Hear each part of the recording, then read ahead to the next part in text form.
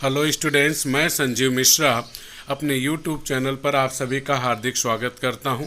आशा करता हूं आप सब स्वस्थ मस्त और अपनी पढ़ाई में पूरी तरह व्यस्त होंगे। विद्यार्थियों, आज हम सब उपयोजित लेखन में अपठित गद्यांश में प्रश्न कैसे निर्माण करते हैं वह सीखेंगे। विद्यार्थियों, आज मैं गद्य आकलन, प्रश्न निर्मिति, उपयोजित लेखन के इस विभाग पर आपसे बात करने वाला हूं। आपको कैसे प्रश्न निर्मित करना चाहिए गद्य आकलन पे, उसके बारे में बताने वाला हूं। यह उपयोजित लेखन में होता है। उस विभाग उपयोजित लेखन विभाग में प्रश्न 5 अ का दूसरा, यह 4 मार्क का आपको एग्जाम में, परीक्षा में रहेगा और वहां पर पूछा जाएगा। एक गद्य दिया होगा, गद्यांश, अपठित गद्यांश, परिच्छेद। उस पर आपको 4 प्रश्न बनाने हैं। इन प्रश्नों का निर्माण किस तरह से करना चाहिए, कैसे हम प्रश्न का निर्माण कर सकते हैं, किन बातों का हमें ध्यान रखना चाहिए, किन बातों में हमें सावधान रहना चाहिए, क्या नहीं करना चाहिए, इसके बारे में भी मैं इस परिच्छेद में चर्चा करूंगा। यहाँ पे आपको पूरा वीडियो ध्यान से देखना है, समझना है, तभी आपको समझ में आएगा कि यार कैसे हम गद्य आकलन में प्रश्न निर्मित कर सकते हैं। बड़ा आसान है, थोड़ी सी सावधानी दिखाएंगे तो निश्चित है आपको बहुत अच्छे मार्क मिल जाएंगे, 4 में से 4 मिल जाएंगे। और अगर आप थोड़ी सी गलती करेंगे तो 4 में से 0 मार्क भी मिलेंगे। तो आशा है कि मेरे सभी बच्चे जो इस वीडियो को देख रहे हैं वे बहुत अच्छे तरीके से प्रश्न निर्मित करना सीखेंगे और साथ में ही 4 में से 4 पूरे मार्क ले लेंगे। आइए तो हम लोग सीखते हैं। विद्यार्थियों, जैसा कि मैंने कहा, यह आपको उपयोजित लेखन में प्रश्न 5 अ का दूसरा, यह गद्य आकलन रहता है जिसमें प्रश्न निर्मिति का कार्य करना होता है। आपको प्रश्न तैयार करने होते हैं। इसमें आपको एक गद्य दिया रहता है, अपठित गद्य होता है, उसी के आधार पर आपको प्रश्न बनाने होते हैं। कुल 4 प्रश्न बनाने होते हैं। मेरा एक सुझाव है कि अगर 4 प्रश्न बनाने को बोला है तो कम से कम 6 प्रश्न जरूर बनाएं। कदाचित एकाध प्रश्न आपका गलत हो गया तो भी आपके मार्क न कटे, बड़े आसानी से आपको वहां पे मार्क मिलते हैं। एक प्रश्न पे 1 मार्क होता है। 4 मार्क के लिए आता है। वहां पे हमें प्रश्न कैसे बनाने चाहिए उसी के बारे में मैं बताने जा रहा हूँ। ज़्यादातर बच्चे यह सोचते हैं कि यह तो बड़ा आसान काम होता है, लेकिन मैं बताऊं कि यह आसान नहीं होता है। ज़्यादातर बच्चे ये 4 में से 2-1 मार्क पाते हैं, बाकी अपना मार्क गंवा बैठते हैं। क्योंकि जो चीज़ साधारण दिखती है वह साधारण हो ऐसा जरूरी नहीं है। आइए तो आपका स्वागत है। देखते हैं कि किन बातों का हमें ध्यान देना चाहिए प्रश्न निर्माण करते समय, प्रश्न की रचना करते समय, प्रश्न बनाते समय कौन कौन सी बातें ध्यान देने योग्य हैं। बिना कहे ये बात सबको समझ जाना चाहिए कि दिए गए गद्यांश को हमें सबसे पहले अच्छे से पढ़ना चाहिए, जो कि आप करते नहीं हैं। तो पहली बात तो यही कि दिए गए गद्यांश को ध्यान से पढ़ना चाहिए। ओके, तो पहला नियम जो हमें प्रश्न बनाते समय ध्यान देना चाहिए वह है दिए गए गद्यांश से ही प्रश्न बनाना चाहिए।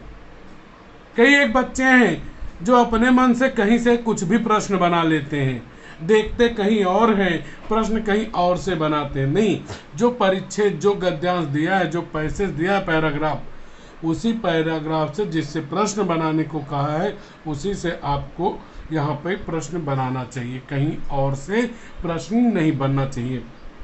दूसरी बात, प्रश्नों के उत्तर एक वाक्य में होने चाहिए। अर्थात आपने जो प्रश्न बनाए हैं, जब उनका उत्तर आप गद्यांश में देखें तो वह उत्तर एक वाक्य में होना चाहिए। यह ध्यान रखना चाहिए कि आपके प्रश्नों का उत्तर एक वाक्य में ही आना चाहिए।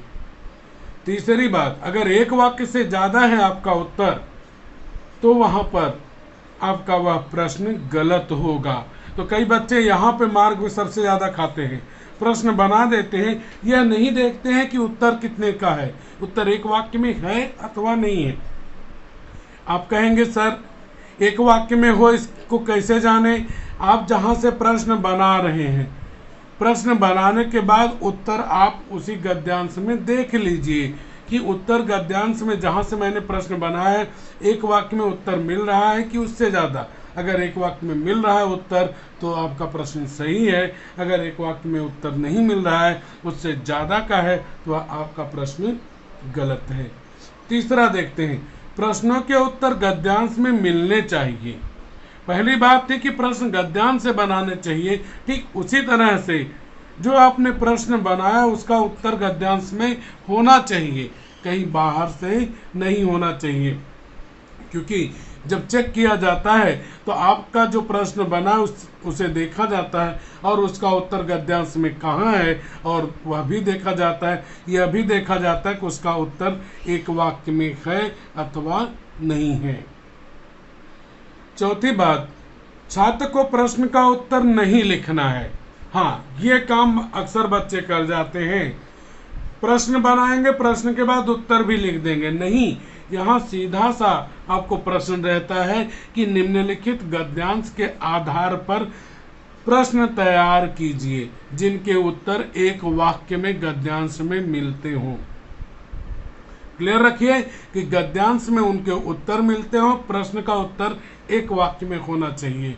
तो इस बात का सभी को ध्यान रखना है कि उत्तर नहीं लिखना है, बल्कि केवल प्रश्न बनाने हैं, प्रश्न बनाने हैं।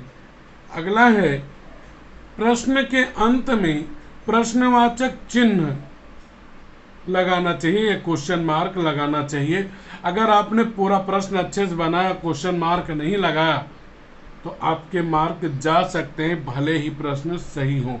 तो प्रश्नवाचक चिन्ह लगाना आवश्यक है। अक्सर बच्चे इस बात पर भी ध्यान नहीं देते हैं। छठी बात, प्रश्न सार्थक होना चाहिए। सार्थक आप जानते हैं, अर्थपूर्ण प्रश्न होने चाहिए, यानी जिसका कोई अर्थ होना चाहिए। कोई भी कुछ भी बना दो और कहो कि वह प्रश्न है तो वह प्रश्न नहीं होता है। सार्थक होना चाहिए, सहज और सरल भाषा का प्रयोग होना चाहिए, घुमावदार वाक्य नहीं होने चाहिए। सातवां, प्रश्न बनाते समय निम्नलिखित प्रश्नवाचक शब्दों का प्रयोग करना चाहिए। तो निम्नलिखित शब्दों के द्वारा आप प्रश्न का निर्माण कर सकते हैं। पहला है कौन। अगर मानव से संबंधित है तो वहां कौन का प्रयोग कर सकते हैं। जैसे लड़का क्रिकेट खेल रहा है, तो यहाँ पे क्रिकेट कौन खेल रहा है और वह है लड़का, उत्तर में आएगा लड़का। तो यह आपका सही हुआ। क्यों? क्योंकि लड़का किसके लिए है? मानव है लड़का, तो उसके लिए कौन आएगा। इसी तरह जहाँ पे समय, उत्तर में समय मिलने वाला हो, वहाँ पर उत्तर की जगह पे कब का प्रयोग करना चाहिए। लड़का तुरंत चला गया, अब यहाँ पे तुरंत की जगह हमें कब का प्रयोग कर देना चाहिए। लड़का कब चला गया, उत्तर में आएगा तुरंत। तुरंत क्या है? समय को बताता है।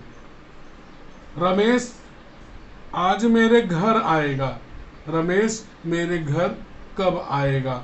आज की जगह हमने कब का प्रयोग किया, और आज जो है आपको पता ही है कि आज वह क्या बताता है? समय को बताता है। उसी तरह से स्थान, जहाँ पे स्थान की जगह पे जब आप प्रश्न बनाएं, कोई स्थान सूचक शब्द है, उसकी जगह कहाँ का प्रयोग करें।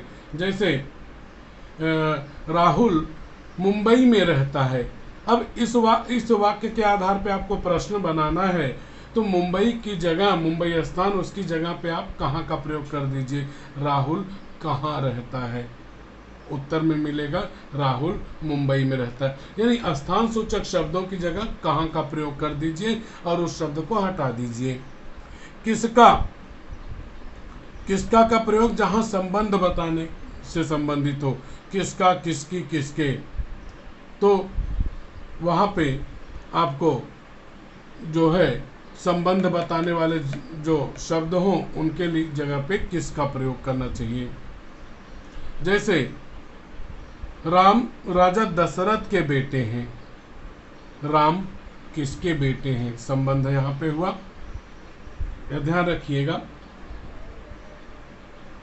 यह पुस्तक राम की है, यह पुस्तक किसकी है, संबंध है, पुस्तक का संबंध आप पूछ रहे हैं। तो संबंध बताने वाले जो शब्द हों उनकी जगह पे किसका, किसकी, किसके। इसी तरह से मात्रा वजन जहां पे आता हो वहां पे कितना का प्रयोग करना चाहिए। मैंने दुकान से 5 किलो गेहूं खरीदा। अब प्रश्न उस वाक्य पे बनाना है, तो मात्रा क्या है, 5 किलो। मैंने दुकान से कितना गेहूं खरीदा, 5 किलो। वह बहुत बोलता है, यहाँ पे वह कितना बोलता है, बहुत की जगह कितना। जहाँ मात्रा आ सकती है किसी चीज की, मात्रा मतलब वजन भी होता है जहाँ गणना की जाती है। इसी तरह किसी के कार्य को बताना है, कार्यसूचक शब्द है, उसकी जगह का क्या का प्रयोग। राहुल क्रिकेट खेल रहा है। अब यहाँ पे कौन सा कार्य कर रहा है, क्रिकेट खेलने का। तो प्रश्न क्या बना, राहुल क्या खेल रहा है, ये ध्यान रखिए। क्यों, क्यों का प्रयोग कारण के लिए, जहां पे कारण के रूप में उत्तर देना होता वहां पे किसी चीज का कारण बताना होता है। वह भीग गया था इसलिए वह बीमार हो गया। अब यहां पे प्रश्न बनेगा कि राहुल भीग गया था इसलिए वह बीमार हो गया था। तो प्रश्न बनेगा आपका राहुल बीमार क्यों हो गया था, कारण में आ गया आपका। इसी तरह कौन सा, जहां पे विकल्प आप दे रहे हो, कई चीजें हो उसमें विकल्प हो, जैसे कई खेल हैं उनमें से हो जाए कि देश में, हमारे देश में कई खेल प्रसिद्ध हैं, hockey, cricket, football, volleyball, kabaddi, kho kho. Rahul cricket खेलता है, तब यहाँ पे विकल्प आएगा, मतलब ऑप्शन है कई खेलों में से एक का, तब वहाँ आएगा कौन सा, राहुल कौन सा खेल खेलता है, उत्तर में आएगा क्रिकेट। इसी तरह से कैसे, जब हमें तरीका बताना हो, किसी के काम करने का ढंग बताना हो, पद्धति बताना हो कि वह काम किस तरह से करता है। जैसे राहुल धीरे धीरे चलता है, उसके चलने का तरीका क्या है, धीरे धीरे। तब यहाँ पे हमारा प्रश्न क्या बनेगा, राहुल कैसे चलता है, चलने के तरीके के लिए। इसी तरह से क्या नहीं करना चाहिए, जितना जानकारी हमें हो कि यह करना चाहिए उतनी जानकारी होनी चाहिए कि क्या नहीं करना चाहिए। पहली चीज कि सर्वनाम शब्द से प्रश्न की शुरुआत नहीं करनी चाहिए। जैसे कि राहुल अच्छा लड़का है, वह दिन भर क्रिकेट खेलता है। अब यहाँ पे वह को लेकर के कि वह दिन भर क्या खेलता है, अगर आपने प्रश्न बनाया तो वह गलत है। यहाँ पे प्रश्न होना चाहिए वह किसके लिए आया है, राहुल के लिए। तो राहुल दिन भर क्या खेलता है, यह सही होगा। तो सर्वनाम शब्द से प्रश्न की शुरुआत नहीं होनी चाहिए। दूसरी बात, प्रश्न केवल गद्यांश की कुछ पंक्तियों से ही नहीं बनाना चाहिए। बहुत सारे बच्चे जो हैं वो शुरुआत की 2-3 पंक्तियों से ही अपने 5-6 प्रश्न जो भी बनाने वो बना लेते हैं, बाकी गद्यांश ऐसे ही छोड़ देते हैं। नहीं, ऐसा नहीं होना चाहिए। एक प्रश्न पहली लाइन से, फिर दूसरी या तीसरी लाइन से, ऐसे ही जाके पूरे गद्यांश पर आपको प्रश्न बनाने चाहिए। कुछ एक पंक्तियों से ही प्रश्न नहीं बनाने चाहिए। हालांकि केवल इसकी वजह से आपके मार्क कटेंगे ऐसा जरूरी नहीं है। तीसरी बात, प्रमुख बात, प्रश्नवाचक शब्द से प्रश्न की शुरुआत नहीं करनी चाहिए। प्रश्नवाचक शब्द अभी मैंने आपको 9 बताए, जिसमें कौन, कब, कहाँ, किसका, कितना, क्या, क्यों, कौन सा, कैसे, ये प्रश्नवाचक शब्द है, उनसे प्रश्न की शुरुआत नहीं करनी चाहिए। जैसे वाक्य है, लड़का पढ़ रहा है और आपने प्रश्न बना दिया कौन पढ़ रहा है, यह गलत है। ध्यान रखिएगा, यहाँ आपका प्रश्न ही नहीं बनेगा। क्यों? क्योंकि और कोई प्रश्न नहीं बन सकता है। ये प्रश्न बन सकता है लड़का क्या कर रहा है, यह आपका सही है, लेकिन कौन पढ़ रहा है वह आपका गलत है। यह बात ध्यान रखिएगा। यहाँ पे जो प्रश्न बनेगा, यहाँ पे जो प्रश्न बनेगा वह प्रश्न आपका यही होना है कि लड़का क्या कर रहा है, तो यह सही होगा।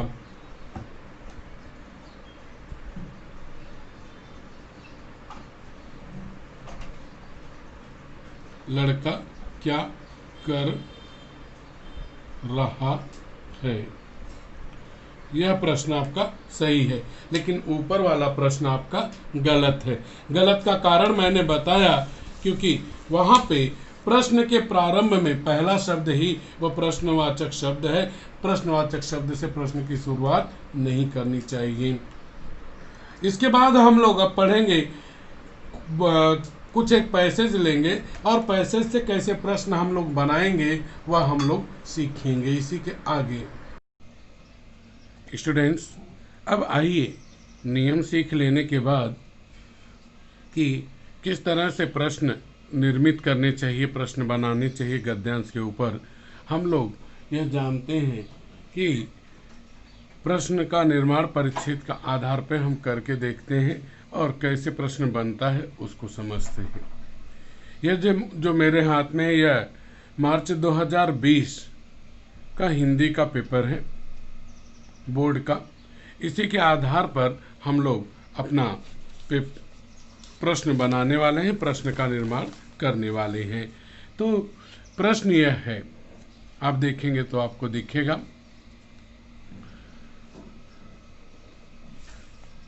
विभाग 5 रचना विभाग, उपयोजित लेखन 26 अंक। उसमें प्रश्न 5 सूचना के अनुसार लिखिए।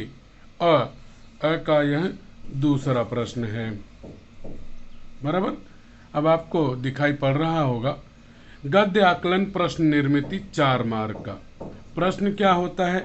निम्नलिखित गद्यांश पढ़कर ऐसे 4 प्रश्न तैयार कीजिए जिनके उत्तर गद्यांश में एक एक वाक्य में हो। जो मैंने पहले बताया आपको कि जो गद्यांश ये दिया गया है नीचे, इस गद्यांश को पढ़ना है। इसी गद्यांश के ऊपर 4 प्रश्न आपको अलग अलग तैयार करने हैं और उन प्रश्नों के उत्तर गद्यांश में मिलने हैं। और उत्तर कितना होना चाहिए? एक एक वाक्य में उत्तर होना चाहिए। सबसे पहले हम लोग गद्यांश पढ़ लेते हैं जल्दी से। गांधी जी को अति निकट से देखने का सौभाग्य प्रथम बार मगनवाड़ी में प्राप्त हुआ। संतरों के बाग से युक्त विशाल अहाते में यह एक अच्छा बंगला था। इसकी लागत लगभग 2 लाख रुपए थी। स्वर्गीय जमनालाल बजाज ने इसे गांधी जी को सौंप दिया था। तब इसी में रहकर गांधी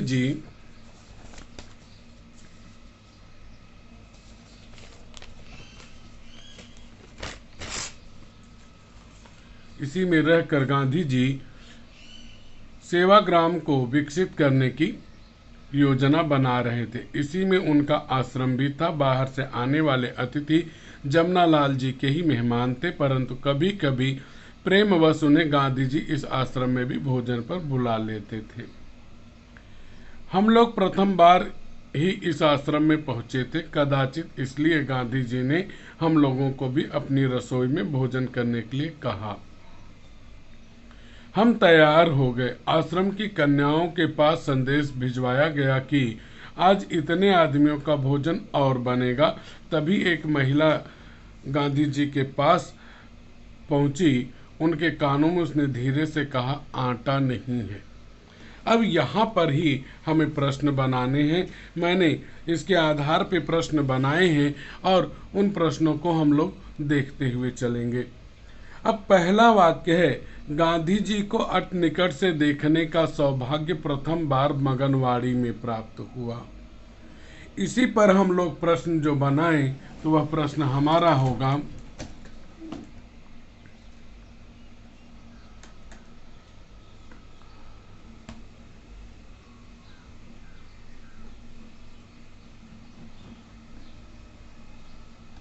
हमारा प्रश्न यही है, लेखक को गांधी जी को अति निकट से देखने का सौभाग्य कहां पर प्राप्त हुआ। तो यह प्रश्न बना। अगला जो आपका प्रश्न है वह देखें, और वह दूसरा वाक्य आप देखेंगे तो पाएंगे, संतरों के बाग से युक्त विशाल अहाते में यह एक अच्छा बंगला था। अब यहां से प्रश्न बनाना थोड़ा सा अलग हो रहा है, इस कारण से हम इस पे ज़्यादा ध्यान नहीं देंगे, क्योंकि बड़ा पैसेज है, जरूरी नहीं कि यहीं से बनाएं। आगे बढ़ते हैं। इसकी लागत लगभग 2 लाख रुपए थी। अब दूसरा प्रश्न हमारा वहीं से है, बंगले की लागत लगभग कितने रुपए थी, ये देखिए। तीसरा, स्वर्गीय जमनालाल, स्वर्गीय मतलब जिसकी मृत्यु हो गई, जमनालाल बजाज ने इसे गांधी जी को सौंप दिया था। अब अगला प्रश्न हम यहीं से अपना बना सकते हैं, स्वर्गीय जमनालाल बजाज ने बंगला किसे सौंप दिया था।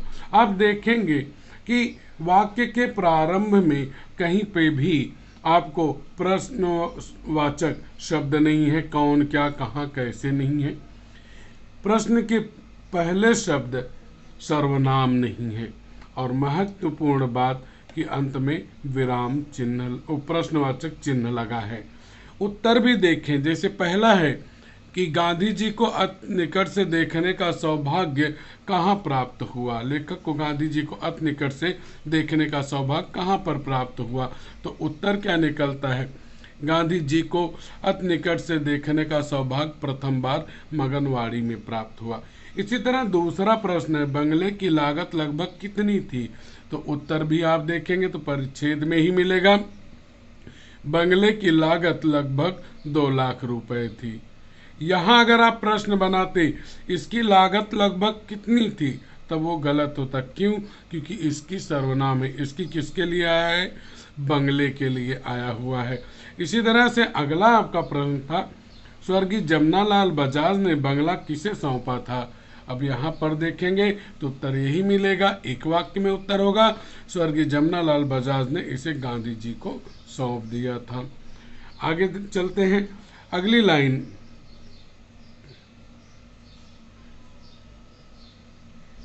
तब इसी में रहकर गांधी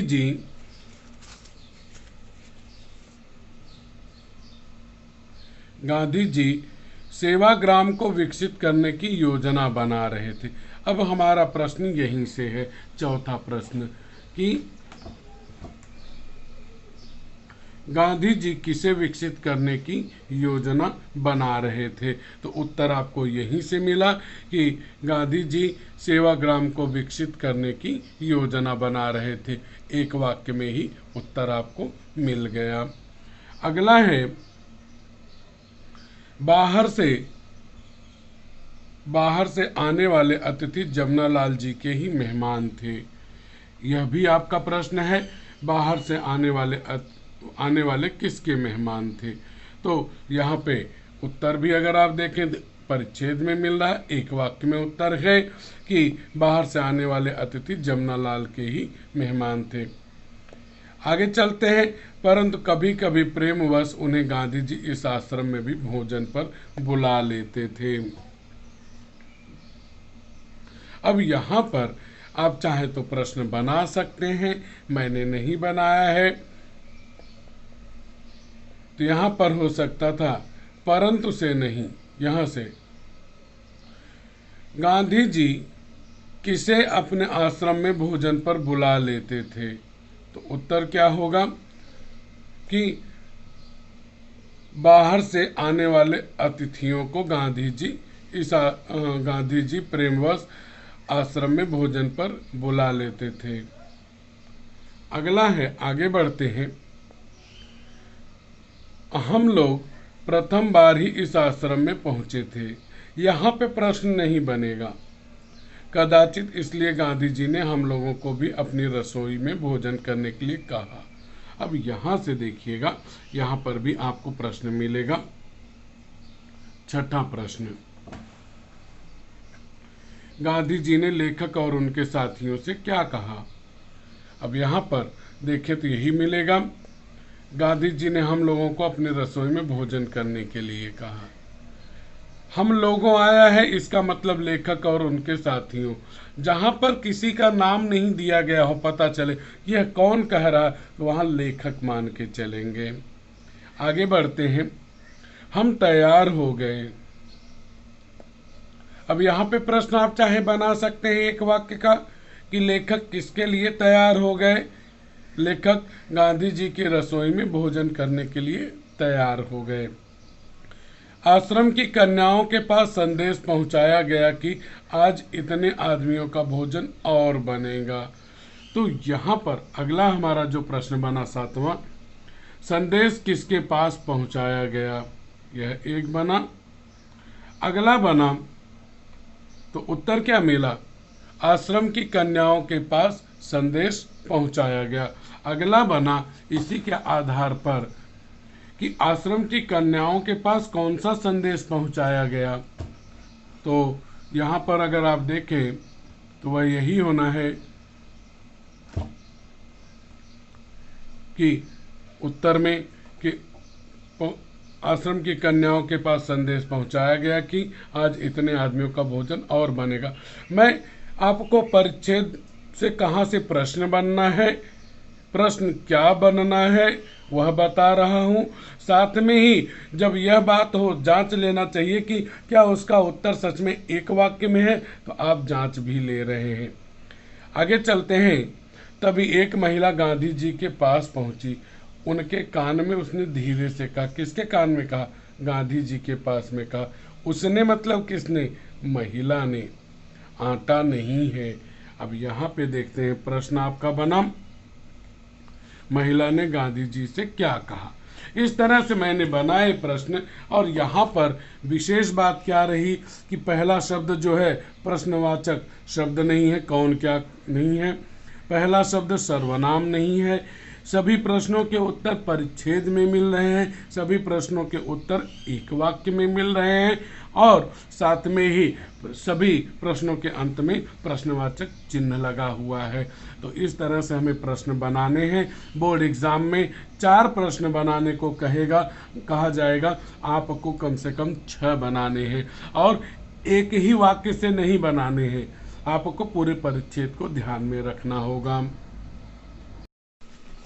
विद्यार्थियों, मेरे हाथ में ये फर्स्ट लैंग्वेज हिंदी का मार्च 2019 का बोर्ड पेपर है। आइए इसमें आए हुए परिच्छेद को हम लोग देखते हैं। विभाग 5, रचना विभाग, उपयोजित लेखन 32 मार्क। सूचना, आवश्यकता अनुसार परिच्छेद में लेखन अपेक्षित है। प्रश्न 5 अ का दूसरा। आइए इसको हम लोग जानते हैं, समझते हैं और पढ़ते हैं। गद्याकलन प्रश्न निर्मित निम्नलिखित गद्यांश पढ़कर ऐसे 5 प्रश्न तैयार कीजिए जिनके उत्तर गद्यांश में एक एक वाक्य में हो। बात वही है कि जो गद्यांश नीचे दिया गया उसे पढ़िए। तो तभी कैसा है, 5 मार्क का आता था, अभी 4 मार्क का आने लगा है। तो 4 प्रश्न बनाने होते हैं। तब 100 मार्क का पेपर हुआ था 2019 में, अभी 80 मार्क का होता है। तो परिवर्तन हुआ। 4 प्रश्न तैयार कीजिए जिनके उत्तर गद्यांश में, यानी जो गद्यांश परिच्छेद दिया है उसमें एक वाक्य में मिले, यानी उत्तर गद्यांश में मिले और जरूरी है कि उसके उत्तर एक एक वाक्य में हो।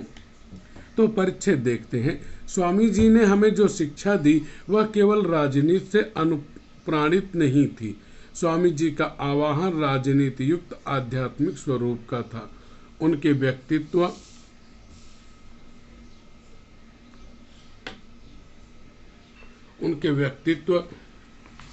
से राजनीति और अध्यात्म में एक रूपता स्थापित हो गई थी। उनके व्यक्तित्व में अद्भुत प्रभाव था। उसका एक कारण यह था कि उन्होंने सन्यासी होने के कारण अपने अनुयायियों से निस्वार्थ सेवा, त्याग, आत्मविश्वास एवं निष्ठा पैदा की थी।